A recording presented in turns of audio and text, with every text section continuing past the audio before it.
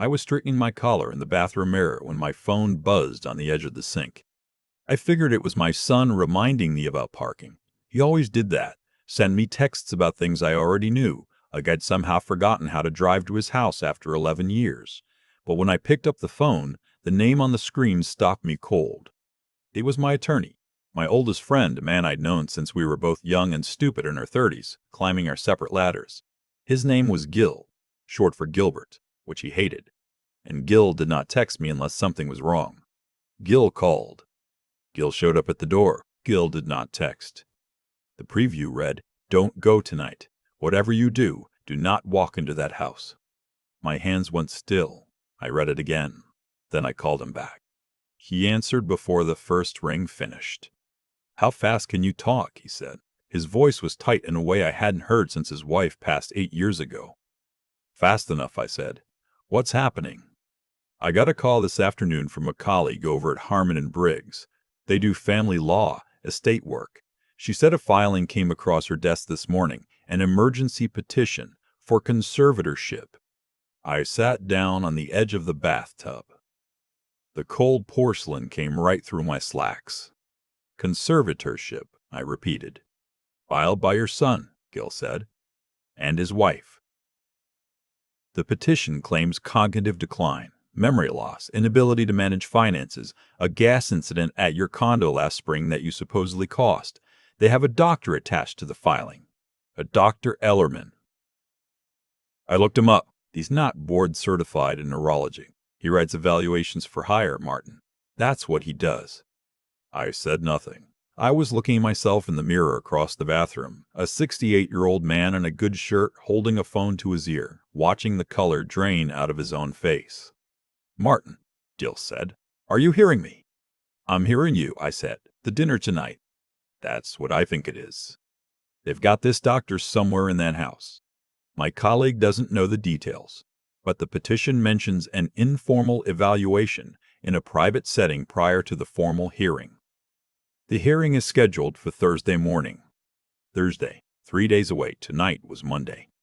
They need me to seem confused," I said. "Or they need to document you behaving in a way they can characterize as confused. There's a difference." I looked at the birthday card on my dresser. I'd written it myself. 3 sentences, nothing flowery. My son had turned 42 last week, and I'd missed the actual day because of a knee procedure, so tonight was the makeup dinner. His wife had called me herself and suggested it. I remember thinking that was sweet, that she'd taken the initiative, that maybe things were better between us than I'd let myself believe. "Gil," I said, "my son has a mountain of debt." "I know. He came to me 14 months ago, said the franchise was underwater, asked me for $250,000. I said I needed time to think. He didn't take that well. Martin, I need you to stay home tonight. I can file a motion in the morning, get ahead of this." I was quiet for a moment. "No," I said. "Martin, I spent 40 years as a forensic accountant," I said. "I have audited pharmaceutical companies, federal contractors, and at least 2 sitting senators' campaign organizations. I'm not afraid of my son's dining room table." I reached down and opened the bottom drawer of the vanity, the one I kept locked. Inside, under a roll of medical tape, was a small voice recorder I'd carried since the early 90s when I consulted on a fraud case that nearly got me killed. Old habit. The battery was still good. I checked the red indicator light. "I'm going," I said, "but I need you to run a title search tonight on a property. Write this address down." I gave him the address. "What am I looking for?" he asked. "I'll tell you in a few hours," I said. "Just pull whatever you can find." I put on my jacket. I clipped the recorder inside the breast pocket. I looked at myself in the mirror one more time. The drive to my son's house took 25 minutes. I know every turn by now. He lives in a development outside of Columbus. Big houses set close together. The kind of neighborhood that looks affluent from the car but where everyone is one bad quarter away from trouble. His house has 4 bedrooms and an in-ground pool they rarely use. He told me he got a deal on it. I never asked too many questions. My daughter-in-law, Renee, opened the door before I reached the porch steps. "Dad," she said, warm as she could manage, which wasn't very. She hugged me, one of those hugs where only the shoulders touch. We were starting to wonder, did you have trouble finding it? Same driveway I'd pulled into 100 times. Traffic on 270, I said, and let my voice come out slightly foggy, like I was still half somewhere else. "Well, come in, come in." My son Derek, no, that name's taken. My son Nolan was in the living room, hands in his pockets, wearing a fleece vest over a button-down like he was about to go on a hike he'd already decided not to take. He looked at me with a smile that started in his mouth and stopped there. "Dad, good." He clapped me once on the shoulder. "You made it." "Wouldn't miss it," I said. There was a third person in the room. A man in his mid-50s sitting on the far end of the sectional, legs crossed, with a legal pad on his knee and glasses that cost more than my first car. He stood when I came in. "Dad, this is Dr. Ellerman. He's a friend of Renee's family. He's visiting from Pittsburgh." Dr. Ellerman extended his hand. His grip was the kind that's testing you. "Mr. Hale," he said, using my name like he'd read it somewhere. I looked at him with mild, pleasantly vacant eyes. "Pittsburgh," I said. "My wife's cousin lives in Pittsburgh. Beautiful city. Do you know the Garfield Park area?" "Not well," he said. I looked around as if I'd briefly lost the thread. "Well, it's nice to meet you." I watched his pen move on the pad. I watched it from the corner of my eye. Renee had set the table for 4. My grandson, Theo, he was 12. Nolan, and Renee's youngest, was at his mother's parents' for the night. That told me something. They didn't want a child in the room who might say the wrong thing or the right thing. We sat for dinner. Pot roast, done well. I gave Renee that. The food was always good. Nolan poured wine for the 3 of them and set a glass of water in front of me. "We know you can't have it with your blood pressure medication," he said, nodding at the water. "I take a half aspirin in the mornings and a vitamin D. That's it." "Of course," I said. I picked up the water glass with a slight wobble. I practiced in the car. Dr. Ellerman's pen scratched gently. Nolan began talking about the franchise. Renee's idea, I could tell. She kept feeding him lines with her eyes. He called it restructuring. He talked about projected losses. He talked about cash flow problems like they'd been handed to him by an act of God, rather than by 8 years of bad management and worse luck at the poker tables in Wheeling, which I knew about and he didn't know I knew about. "It's a hard time," he said. "We've been trying to manage it without burdening anyone." "You should have called me," I said, letting my voice trail off at the end, like I'd forgotten what I was going to add. "We didn't want to worry you," Renee said. "You've been through so much since Mom passed. My wife, Linda, died 4 years ago. She was sharp and funny and the best partner I ever had. Using her like a prop at this dinner table made something turn over in my stomach." Dr. Ellerman set his legal pad on his knee and looked at me pleasantly. "Martin? Can I call you Martin? Nolan tells me you were quite the professional. Forensic accounting, that must take a remarkable mind." "It did," I said. I looked around the room vaguely. I'm not sure I could do it anymore. The numbers get slippery. He made a note. "Do you have trouble with dates?" he asked. "Keeping track of appointments?" "Sometimes," I said. I pressed my fingers to the table like I was grounding myself. "I drove to the pharmacy last week and couldn't remember what I'd gone for." Nolan and Renee exchanged a look. The kind of look that said, "See? That happens to everyone," Dr. Ellerman said, with the tone of a man who was glad it was happening to me specifically. After the main course, Renee brought out a folder. I'd expected paperwork. I'd been waiting for paperwork, but I hadn't expected her to pull it out before dessert. "Dad," Nolan said, and he had the decency to look uncomfortable for a half second before his wife smoothed it away with a hand on his arm. "We've been working with an advisor, just to think about the future, about making sure you're protected. We want to make sure your finances are managed carefully, not because we think you can't do it, but because we love you and we want to make sure nothing falls through the cracks." "Of course," I said.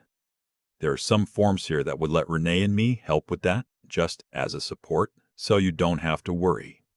He slid a page toward me. I looked down at it and then slowly reached for my glasses in my breast pocket, the pocket where the recorder was running, and made a small fumbling production of not quite finding them. I don't. I patted my jacket. I left them in the car. That's okay, Renee said brightly. Too brightly. It's straightforward. We just need your signature on the first and last page. I'd really like to read it, I said. Nogan can read it to you, she said. I'd really like to read it myself, I said again, with the gentle stubbornness of an old man who doesn't quite understand why everyone's in such a hurry. The air in the room shifted. Dr. Ellerman cleared his throat. Martin, I wonder, can you tell me what year it is? I looked at him. I blinked. 2024, I said correctly, then frowned as if I wasn't entirely sure. Or is it 2025? I keep mixing those up since Linda passed. We always did New Year's together. His pen went fast. Nolan's knee bounced under the table. I could see the movement in the tablecloth. I excused myself to use the restroom. I did not go to the restroom. The hallway split left toward the powder room and right toward Nolan's home office. I'd been in that office exactly once, 2 Christmases ago, when he showed me a scale model of his planned second franchise location, the one that never opened. I remembered the layout: filing cabinet on the left wall, desk facing the window. His laptop, he was never without it. The door was closed but not locked. I moved quickly and quietly in ways that would have surprised anyone who'd watched me shuffle down the hallway a moment before. The laptop was open, screen asleep. I touched the trackpad. A password prompt came up. I stood there for a moment. Nolan used the same password for everything. I'd watched him type it at my kitchen table when he was setting up my internet 3 years ago. His birthday backward. I typed it in. The screen came to life. His email was open. I didn't need to search. The most recent thread was from something called Meridian Capital Group. I opened it. Mr. Hale, as discussed, the balance due on your note is $387,000. The collateral property, 14 Sycamore Lane, Columbus, remains subject to lien. Failure to satisfy the debt by November 15th will initiate foreclosure proceedings. I read it twice. 14 Sycamore Lane, my condo, my paid-off, 22 years owned, never mortgaged condo where I had lived since Linda and I downsized after Nolan left for college. I scrolled up through the thread. The note had been originated 11 months ago. There was a document attached to an earlier message. I opened it. A deed transfer. A quitclaim deed, signed in my name, transferring ownership of 14 Sycamore Lane to Nolan R. Hale, dated 11 months prior. My signature at the bottom. Practiced. Wrong. My middle initial comes before my last name in my true signature, and this document had it reversed. But good enough for a predatory lender who doesn't look closely. My stomach went cold and flat. He hadn't just tried to borrow against my condo. He had forged a deed, transferred it to himself, and used my home as collateral for nearly $400,000 that had apparently vanished. I took out my phone and photographed every page. I photographed the email thread. I photographed the deed. Then I looked for more. I found a folder labeled MedDocs. Inside were 2 files.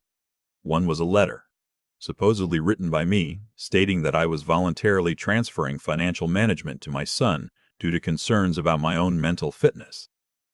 It was dated 6 weeks ago. It had my signature on it. I had never written or signed that letter.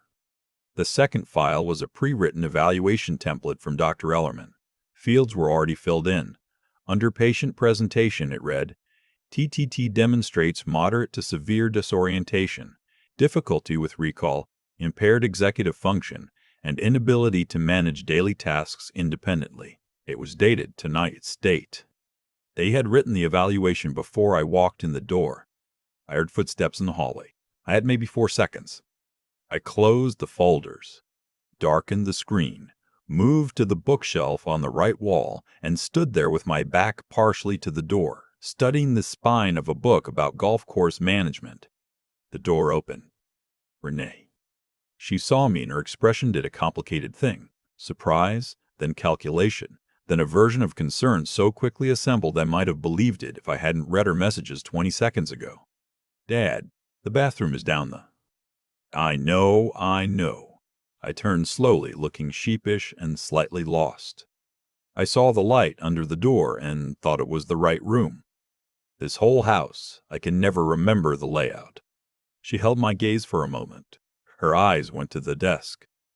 The screen was dark. She looked back at me. Come on, she said gently, taking my arm. Let me show you. I let her lead me. I was thinking about the photographs on my phone.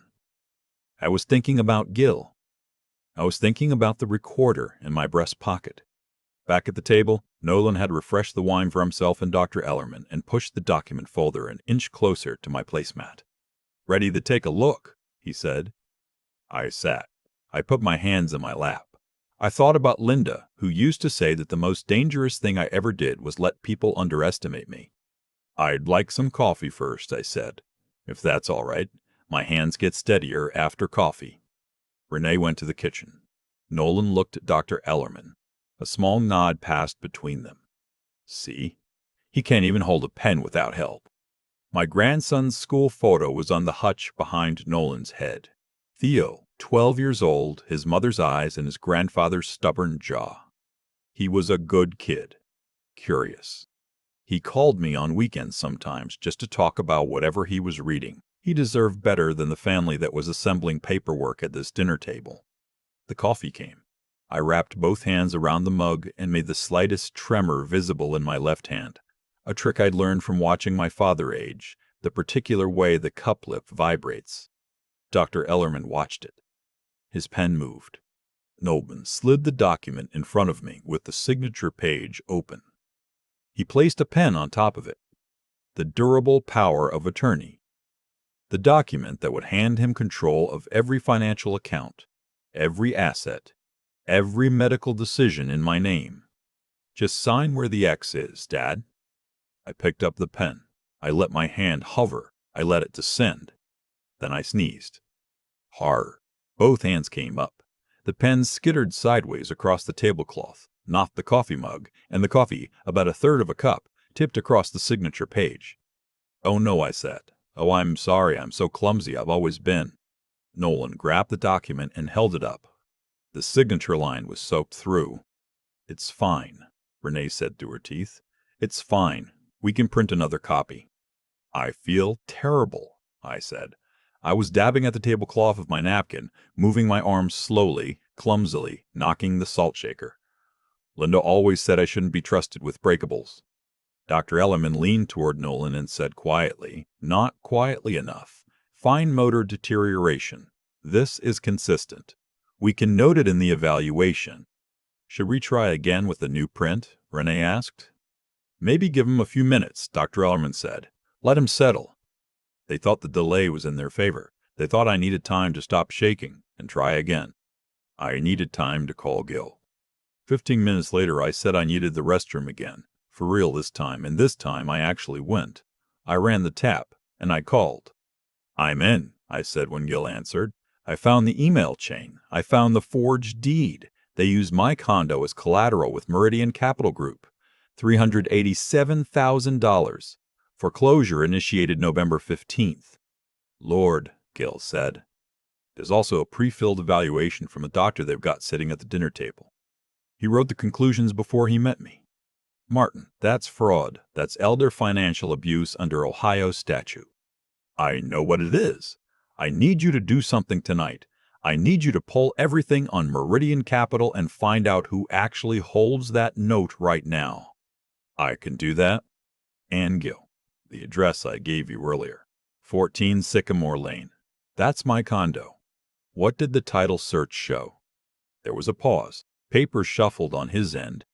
Martin, he said slowly, the deed on file at the recorder's office shows a transfer 11 months ago. From you to Nolan Hale. It's recorded. That deed is forged, I said. I believe you, which means we can move to have it vacated. That's a criminal matter, not just civil. Good. I want that ready to file, but not tonight. What are you going to do tonight? I'm going to go back to the table, I said. and I'm going to fail to sign that power of attorney in the most spectacular way I can manage, and then I'm going to go home and let them think they've nearly got me.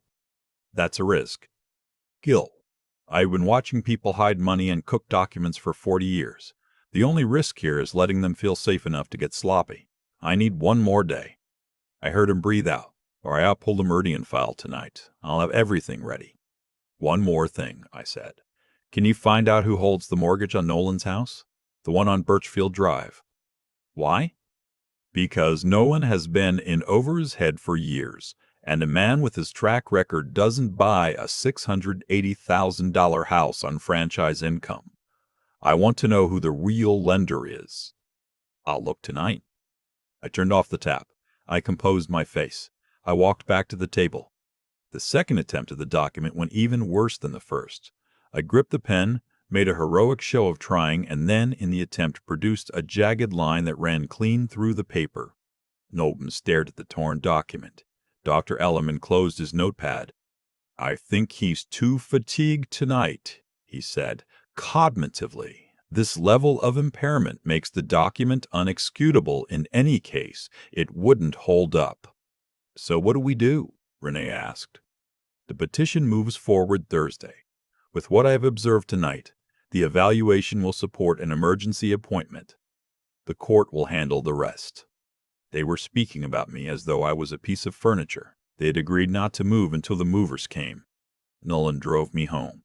He talked the whole way, cheerful, performative, the kind of talk meant to reassure a man who doesn't realize he's being driven to his own disappearance.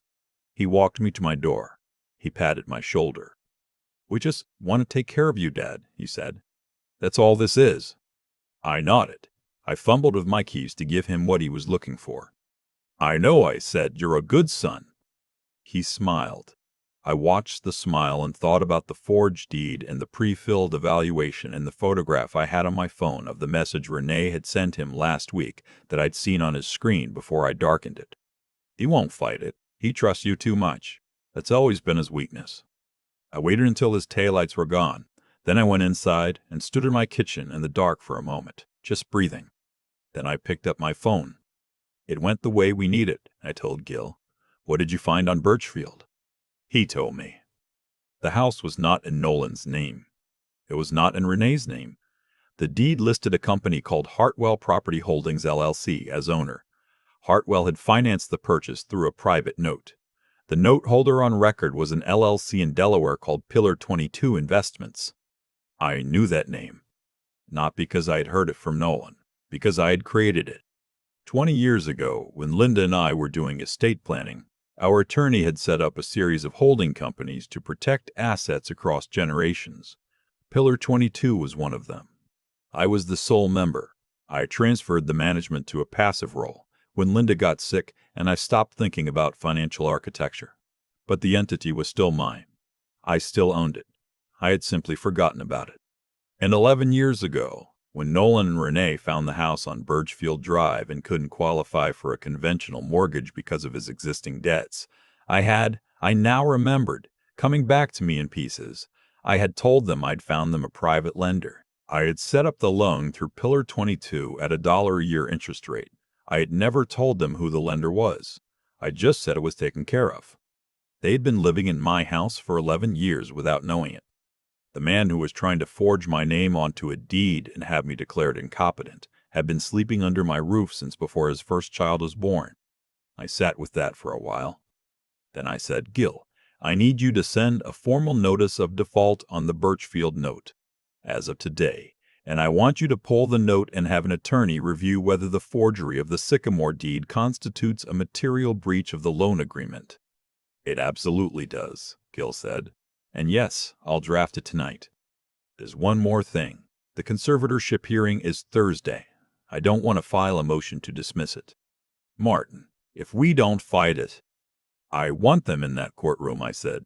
I want them sitting in front of a judge thinking they won, and then I want you to introduce the evidence. Silence on the line. You want them to walk into the trap themselves, he said. I spent 40 years finding other people's traps, I said. It would be a shame not to set one of my own. Thursday came. I wore my best suit. The charcoal one I'd bought for Linda's retirement party, the one she'd pressed her hand flat against and said I still had it. I knotted my tie without help. I drove to the courthouse myself. Nolan and Renee were already in the hallway when I arrived, standing with their attorney. Nolan did a small double take when he saw me. The suit. The way I was standing. The absence of any shuffle or fog. "Dad," he said. "You look rested," I said. "I slept well."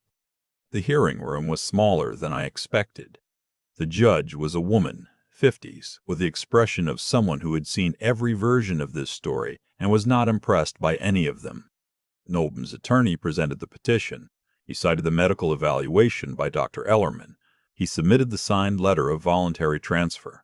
He described a pattern of cognitive decline, lapses in memory, inability to manage finances, a gas incident in the spring.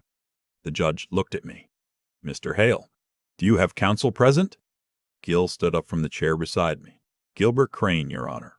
I represent Mr. Hale." "Mr. Crane, does your client wish to respond to the petition?" "He does," Gil said. He opened his folder. "We'd like to begin with the medical evaluation submitted by Dr. Ellerman." He slid a copy to the bench. Dr. Ellerman is not a licensed neurologist. His certification lapsed in 2019. He has been named in 2 previous civil complaints in Pennsylvania for submitting evaluations in conservatorship proceedings that were later found to be fabricated. More critically, Your Honor, the evaluation submitted today was pre-filled with conclusions prior to any examination of Mr. Hale. The document metadata shows it was created at 9:14 in the morning on the day of the dinner described in the petition, hours before Mr. Hale arrived. Nolan's attorney started to stamp. The judge held up one finger and he sat back down. Gil continued. He laid out the forged deed. He submitted the metadata from the email I'd photographed, the timestamps, the Meridian Capital chain, the recorded evidence of a deed transfer executed without the owner's knowledge or consent. He submitted the audio recording from the dinner. He submitted the pre-filled evaluation template. And then he did the thing I had asked him to do last, the thing I had been thinking about since I sat in my dark kitchen and remembered the name Pillar 22. He submitted the deed to 1112 Birchfield Drive. He explained, simply, that the property had been financed through a holding company owned entirely by the petitioner's father, the man they were attempting to have declared incompetent, that the loan had been in technical default since the forged deed was filed, constituting a breach of the note agreement. That, pursuant to the terms of the promissory note, the lender, Martin Hale, was within his rights to call the note immediately due. The room was quiet. Nolan was staring at the document in his attorney's hands. Renee had both hands pressed flat on the table. "Your Honor," Gil said, "the man described in this petition as cognitively impaired identified a forged deed, located the financial fraud, recovered documentary evidence during a dinner in which he was simultaneously performing a successful deception, and then, within 12 hours, moved to protect his assets, researched the chain of title on his son's property, and prepare this response. The petitioners did not file this action out of concern for his welfare. They filed it because he stood between them and bankruptcy." The judge looked at Nolan. "Counsel," she said to his attorney, "I suggest you advise your clients carefully." The petition was dismissed. Outside the courthouse, on the steps, with November air cutting down the street, and Gil standing a few feet away giving us the space I'd asked him for, I looked at my son. He didn't look like the polished man in the fleece vest at his own dinner table. He looked smaller. He looked like the boy I'd coached in Little League, who used to cry in the car on the way home when he struck out, and who I'd never known how to comfort, and who had eventually stopped crying because he'd learned to channel the feelings somewhere else. "Dad," he said. His voice broke on the single syllable. I waited. "I didn't know about the house," he said. "The Pillar 22. I didn't know it was yours." "I know," I said. "The rest of it," he stopped. He looked at his shoes. "I don't have a way to explain the rest of it." "No," I said, "you don't. What are you going to do?" I thought about the answer for a long moment. "I'm calling the note," I said. "You have 60 days to refinance or vacate. I'll apply the proceeds to the outstanding Meridian debt so you're not liable for that." I paused. "I won't pursue criminal charges for the forgery, not if you sign a full counting of every financial transaction involving my name in the last 2 years, and submit it to Gil's office by end of month." He nodded. He was trying not to cry and not succeeding. "Why?" he asked. "Why wouldn't you just?" "Because I have a grandson who still calls me on Saturdays," I said, "and I want to make sure he has a father who's free to answer the phone when he's 30. I walked down the steps and found my car. On the drive home, I stopped at a diner I hadn't been to in years. One of those old ones with the counter seating and the coffee that comes in a ceramic mug that actually holds heat. I ordered eggs and a newspaper even though I already knew the news. I sat at the counter. I read slowly. I drank 2 full cups of coffee without anyone watching my hands. There was a couple 2 stools down, older than me, sharing a plate of toast and not saying much. Just sitting in the comfortable silence of people who had been through things together. I watched them without staring. I thought about Linda. I thought about the 40 years I'd spent tracking down what people tried to hide. The falsified entries, the shell companies, the documents that looked right until you held them up to the light. I had always been good at that, at finding the seam in a story where the truth had been stitched shut, but not quite seamlessly enough. I had just never expected to have to do it in my own family's dining room. The waitress refilled my cup without asking. I thanked her. I left a tip that was more than the meal. Outside, the November light was thin and pale, and everything was exactly as ordinary as it had been the morning before. The traffic, the storefronts, the people moving through their lives, and I felt, for the first time in a long time, like a man who owned his own mornings again. I still think about the drive home from that courthouse. November light, thin and cold, and I had my hands on the wheel the same way I always do. 10 and 2. The way my own father taught me in a parking lot in 1973. Nothing dramatic, just a man driving home. But something inside the car felt different, and it took me a few miles to name it. What I felt was the specific weight of a choice I hadn't taken. Because I could have destroyed my son completely, and I didn't, and that decision was its own kind of reckoning. People talk about betrayal like it's a single moment. It isn't. It's a series of small surrenders. The times you didn't ask the question you should have asked. The times you made it easier for someone to deceive you because the truth would have hurt too much to hold. Nogan didn't become the man who forged my name overnight. I watched the warning signs and called them something else. That's not self-pity. That's just honest accounting, which is the only kind I've ever known how to do. What I know now is that there are 3 things that actually determine how a life turns out. Not luck, not inheritance, not even love. The first is whether a person develops a moral center that holds when it's inconvenient, not when it's easy to be decent, but when being decent costs something real. Nolan's moral center gave way under financial pressure. I had to ask myself, sitting in that diner with my eggs and my newspaper, whether I had ever taught him what that center was made of, or whether I had simply removed every consequence that might have strengthened it. The second thing is whether a person learns to think clearly under pressure, not cleverness, not credential, but the actual ability to sit with a hard problem and reason through it without flinching. I was lucky. 40 years of forensic work had trained that into my bones. When I walked into that dinner and felt the trap, I didn't panic. I went quiet. I observed. I planned. I collected evidence with a steady hand while pretending I couldn't hold a coffee cup. That capacity didn't come from talent.